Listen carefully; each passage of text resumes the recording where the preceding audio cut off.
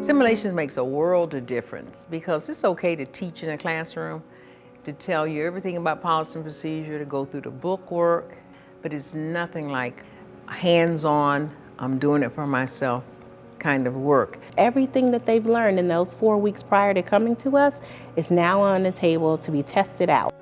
We really want to give them that opportunity to be self-reflective about their practice, to give them the opportunity to make some of the mistakes that people like me who had training and went right out into the field, when you stop and think, oh my goodness, I really should have approached that differently. Investigators speak to this experience being the thing that has made them feel like they can do it.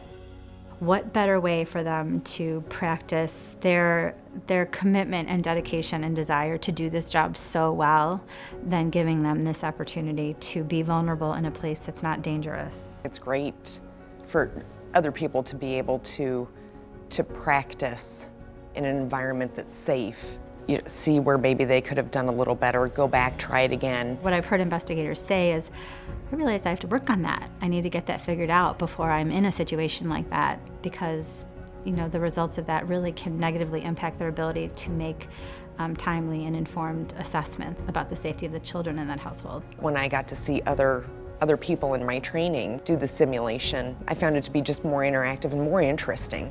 Not only did I have my own personal experience in the home, I could draw from the experience that other classmates were having as well.